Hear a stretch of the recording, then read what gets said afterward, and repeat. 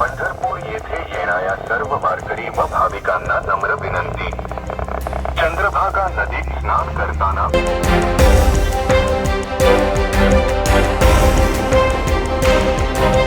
महिला म्हणून तुम्ही या रेस्क्यू क्षेत्रात उतरलात किंवा कशामुळे तुम्ही या ठिकाणी आलात? महिला घर चूल आणि घर सांभाळण्यापेक्षा म्हणजे सगळ्या क्षेत्रात काम करू शकतात. तुमच्या मागे सुद्धा तुमचं मोठं कुटुंब असेल. प्रत्येक जण देवाला कुठल्या ना कुठल्या ह्याच्यातून शोधतंय, पण आपल्या जर म्हणजे सेवेतून जर आपल्याला जर देव घडत असेल तर काय हरकत नाही ना सर. आतापर्यंत किती वारकऱ्यांना बचावण्यात आले? आतापर्यंत जवळजवळ एकच महिला या आंघोळ करत असताना पाण्यामध्ये आत आल्यानंतर जी थोडीशी असं बुडू लागल्यासारखी झालं, त्यामुळे त्याला आमच्या आपत्कालीन मिळून त्यांना बाहेर घेऊन सुरक्षित बाहेर काढलेलं आहे. जे काही हुल्लडबाजी करणारे तरुण असतील किंवा जे वारकरी या ठिकाणी खोल पाण्यामध्ये येऊन स्नान करण्याचा प्रयत्न करतात, त्यांना तुम्ही काय सांगता? आता नदीमध्ये भरपूर स्नान करण्यासाठी माता भगिनी येतात, वारकरी बंधू भाऊ येतात. त्यांना सुद्धा पाण्याचा अंदाज न लागल्यामुळे काही जण पाणी पिणे किंवा खोलवर जाणे अशी काही घटना घडतात. ते होऊ नये यासाठी आम्ही रात्रंदिवस इथे गस्त घालतोय. माणूस काळाच्या पडद्याआड जातो, पण त्याच्याकडून मिळणारी प्रेरणा मात्र कायम जिवंत राहते. स्वर्गीय अजितदादांना त्यांच्या जयंतीनिमित्त विनम्र अभिवादन.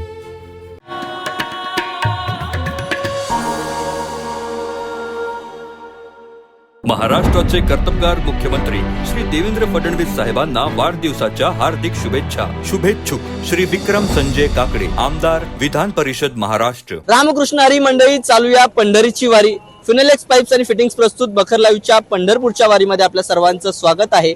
मंडळी, मी सध्या चंद्रभागे या ठिकाणी आहे. आषाढी वारीच्या 2 दिवस आधीच मी पंढरपूरमध्ये दाखल झालोय आणि सध्या पंढरपुरामध्ये कशा पद्धतीची तयारी सुरू आहे याचा आढावा मी सध्या घेतोय. आणि मी सध्या या ठिकाणी रेस्क्यू टीम सोबत चंद्रभागेच्या या नदीमध्ये या बोटीमध्ये सफर करतोय आणि मला पहिल्यांदाच या ठिकाणी या रेस्क्यू टीम मध्ये महिला देखील पाहायला मिळत आहेत. त्यामुळे यंदा आपण त्यांच्याशी संवाद करणार आहोत.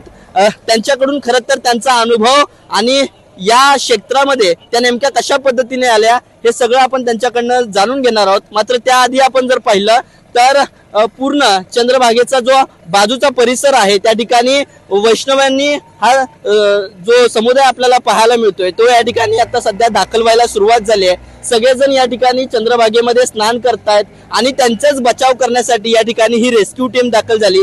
हे रेस्क्यू टीम नेमकी कुठली आहे, कधीपासून ही सेवा देते आणि यात महिलांचा सहभाग कधीपासून आहे हे सगळं आजच्या या व्हिडिओमध्ये जाणून घेऊया. माऊली, रामकृष्ण हरी. रामकृष्ण कधीपासून वारी करताय आणि कधीपासून या क्षेत्रात आहात? सर 8 महिने झाला मी या क्षेत्रामध्ये आहे आणि आता सध्या आमची दुसरी वारी आहे सर. पहिली वारी कधी केली होती? चैत्र वारी. चैत्र वारीला. मागच्या वर्षीच्या आषाढी वारीत नव्हतं? नाही. बर, काय बरं, महिला म्हणून तुम्ही या रेस्क्यू क्षेत्रात उतरलात किंवा कशामुळे तुम्ही या ठिकाणी आलात? सर रेस्क्यू टीम मध्ये म्हणल्यावर म्हणजे बायकांना थोडं महिलांना पाण्यामध्ये म्हणजे पडल्यानंतर किंवा आंघोळ करताना म्हणजे थोडासा म्हणजे त्रास होतो. मग महिला टीम असल्यामुळं म्हणजे त्यांना एवढा म्हणजे त्रास जाणवत नाही. आणि परत म्हणलं तर महिला या म्हणजे कुठल्या क्षेत्रात कमी नाहीत आणि महिला घर चूल आणि घर सांभाळण्यापेक्षा म्हणजे सगळ्या क्षेत्रात काम करू शकतात. हे दाखवून द्यायचं होतं. हो सर. बरं, मला सांगा, इथे येत असताना खरं तर हे फार जोखमीचं काम आहे. तुमच्या मागे सुद्धा तुमचं मोठं कुटुंब असेल. एवढं सगळं असताना देखील तुम्ही इथे वारकऱ्यांच्या सेवेसाठी उतरलेला आहात, वारकऱ्यांची इथे सेवा करताय. कसं बघताय या सगळ्यात? सर ह्याच्यातून हे वाटतंय म्हणजे प्रत्येक जण देवाला कुठल्या ना कुठल्या ह्याच्यातून शोधतंय, पण आपल्या जर म्हणजे सेवेतून जर आपल्याला जर देव घडत असेल तर काय हरकत नाही ना सर. आणि जेवढे सेवेमध्ये पुणे तेवढं कशातच नाही सर. घरचे काय म्हटले ज्यावेळेस तुम्ही अशा ड्युटीवर जाता? माझ्या मिस्टरांचाच खूप सपोर्ट आहे सर. सपोर्ट आहे. मलाच म्हणजे त्यांनी या क्षेत्रात पाठवले आणि ते म्हणतात की एक म्हणजे वारी बुडवू नको आणि कधी म्हणजे पूर वगैरे आला काय आला तेव्हा बचाव करायला तू पहिला जा. पण तुम्हाला पाण्याची भीती वाटत नाही? खूप वाटत होती, पण आता खूपच भीती म्हणजे मोडून गेले सर. आता नाही भीती वाटत. कधी शिकलात पोहायला तुम्ही? पोहायला म्हणजे अगोदर लहानपणापासून येत होतं, पण ह्याच्यात आल्यानंतर मग अजून ट्रेनिंग दिल्यानंतर यायला लागलंय. मग ताई, तुमचा काय अनुभव राहिलाय? कधीपासून तुम्ही? मी पण डिसेंबरपासून आहे. डिसेंबरपासून म्हणजे ट्रेनिंग दिलेत आम्हाला. मग आता हे पहिल्यांदाच आम्ही वारीत आलो. खरं तर वारकऱ्यांच्या सेवेसाठी तुम्ही इथे आहात आणि विशेषतः महिला वारकऱ्यांसाठी तुम्ही या बोटीमध्ये त्यांना त्यांचे प्राण वाचवता. महिला वारकऱ्यांच्या काय प्रतिक्रिया येतात तुम्हाला? त्यांनी काय नाही म्हणजे कसं त्यांना जास्त महिला असल्यामुळे त्यांना जास्तीत जास्त कुठल्या महिलांना असं पोहता येत नसतंय. मग त्यामुळे त्यांनी आंघोळ करताना एखाद्या वेळेला पाय घसरून आतमध्ये येतात आणि खड्ड्याचं ते त्यांना हे नसतंय. मग त्यासाठी आम्ही बुडाले तर आमच्या सिनियर सोबत आम्ही त्यांना वाचवू शकतो. आपल्यासोबत त्यांचे सिनियर आहेत, आपण त्यांच्याकडनं माहिती घेऊया. सर, आपली कुठली संस्था आहे नेमकी आणि कधीपासून आपण ही वारकऱ्यांसाठी सेवा सुरू केली? आम्ही कोल्हापूर जिल्ह्यातून शिरोळ तालुक्यातून हेल्पिंग अँड रेस्क्यू फोर्स म्हणून संस्था आहे आणि या संस्थेचे 20 ते 25 जवान आम्ही या आषाढी वारीनिमित्त येथे कार्यरत आहोत. बरं, काय कशा पद्धतीची सेवा सुरू होते? म्हणजे इथे आता सगळेजण स्नान करायला येतात, तुम्ही त्यांना काय सांगता? काय आव्हान असतं तुमचं? जे काही हुल्लडबाजी करणारे तरुण असतील किंवा जे वारकरी या ठिकाणी खोल पाण्यामध्ये येऊन स्नान करण्याचा प्रयत्न करतात, त्यांना तुम्ही काय सांगता? आम्ही गेले 4 दिवस या मोहिमेत आहोत आणि यासाठी की आता पहिल्या दिवशी आलतो त्यावेळी पाणी कमी होतं, पण पावसामुळं आणि धरणातून पाणी सोडल्यामुळं वारकऱ्यांच्या सेवेसाठी वारकऱ्यांचं स्नान, पहिलं दर्शन हे सुकर हो यासाठी शासनानं सुद्धा प्रशासनानं जिल्हाधिकारी कार्यालयानं काही हे नियमावली घालून दिली आहे आणि त्यातून आम्हाला सुद्धा आदेश आलता की त्या पद्धतीनं कोणालाही वारकरी, एवढे लाखो वारकरी, महाराष्ट्रातील सर्वात मोठी यात्रा इथे भरवली जाते आणि विठ्ठलाच्या दर्शनासाठी लाखो वारकरी येथे येत असतात. त्यांची कोणतीही गैरसोय होऊ नये.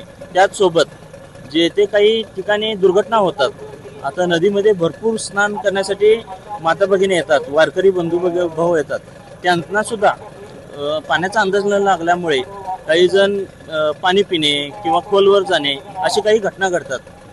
ते होऊ नये यासाठी आम्ही रात्रंदिवस येथे गस्त घालतोय. त्याचबरोबर ज्या महिला भगिनी आहेत, वारकरी माता आहेत, त्यांना सुद्धा सेवेसाठी आपदा सखी सुद्धा येथे कार्यरत केले आहेत. ठीक आहे, दिवसाचं तर ठीक आहे, हे तुम्ही दिसतंय की वारकरी बुडतोय, पण रात्रीच्या वेळेस कशा पद्धतीने सूचना असतात? रात्रीच्या वेळी सुद्धा आमच्याकडं रेस्क्यू टॉर्च असतात, त्या माध्यमातून आम्ही दिवसरात्र हे भाविक येतच असतात. रात्रीच्या वेळेला थोडं कमी होतात, पण त्यांना सुद्धा काही त्रास होऊ नये किंवा अनुसूचित काही घटना घडू नये यासाठी आमची सुद्धा एक वेगळी जवान रात्रीच्या वेळेला सुद्धा येथे गस्त घालतात. पूर्णपणे तुमचा कशा पद्धतीने अनुभव राहिला? तुम्ही किती महिन्यांपासून, किती वर्षांपासून या क्षेत्रात आहात आणि रेस्क्यू टीमची काय जबाबदारी असते?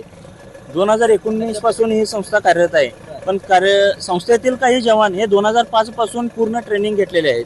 जिल्हा आपत्ती व्यवस्थापनाने प्रत्येक वेळी ट्रेनिंग आयोजित करतात, त्यामध्ये सुद्धा आपले जवान सामील होतात. जे नवीन ट्रेनिंग घेता येईल तेवढं पूर्णपणे घेतलं जात आहे आणि काही ठिकाणी घटना ज्या घडतील, महापूर असो, भूकंप असो, आग लागणे असो, काही ठिकाणी नागरी वस्तीमध्ये पशु येतात, प्राणी येतात, ते काही लोकांना, नागरिकांना काही त्याची हानी होऊ नये यासाठी आमची रेस्क्यू फोर्स कार्यरत असते. आपदा सखींची कशी मदत होते तुम्हाला? वारकऱ्यांची काय प्रतिक्रिया येतात? आपदा सखी या कायम पुरुषांच्या खांद्याला खांदा लावून या कार्यरत आहेत. त्याचबरोबर वारकऱ्यांच्याकडून एवढीच इच्छा असते, काही माता भगिनी असतात, काही ठिकाणी आपण रेस्क्यू करू शकत नाही, त्यांना बाहेर काढू शकतोय, पण तिथून ने आण करणे किंवा जर काही महिला आत येत असेल त्यावेळी आपण फक्त सांगू शकतोय, पण आपदा सखी ह्या तिथपर्यंत पोहोचून त्यांना आपल्या भाषेत सांगून, एक स्वतःची बहीण माता असल्या पद्धतीनं त्यांना समजावून सांगून जी घटना घडू शकते ती घडणार नाही याची दक्षता हे आपदा सखी घेतात. सर, शेवटाकडे येतो. गेल्या 4 ते 5 दिवसांपासून आपण या ठिकाणी तैनात आहोत. आतापर्यंत अशा काही अनुसूचित प्रकार घडल्यात का आणि आतापर्यंत किती वारकऱ्यांना बचावण्यात आलेलं आहे? आतापर्यंत जवळजवळ एकच महिला या आंघोळ करत असताना पाण्यामध्ये आत आल्यानंतर ती थोडीशी असं बुडू लागल्यासारखी झालं, त्यामुळे त्याला आमच्या आपदा सखींनी मिळून त्यांना बाहेर घेऊन सुरक्षित बाहेर काढलेलं आहे. सर, खूप खूप धन्यवाद या सविस्तर माहितीसाठी. तर सध्या या चंद्रभागेच्या तीरावरती वैष्णवांचा सागर जो आहे तो या ठिकाणी यायला सुरुवात झालेली आहे आणि त्यांच्याच बचावासाठी ही आपदा सखी आणि हे आपत्ती व्यवस्थापकाची जी टीम आहे ती या ठिकाणी सतर्क आहे. आपल्या या बोटीतून खरं तर ते वारकऱ्यांचे जीव बचवण्याचं एक मोलाचं काम या ठिकाणी करतायत आणि खऱ्या अर्थाने हीच त्यांची पांडुरंगाचरणी सेवा असणार आहे, अशा प्रतिक्रिया या आपदा सखी यांनी दिली आहे. विश्वजित भालेराव, बखर लाईव्ह, पंढरपूर.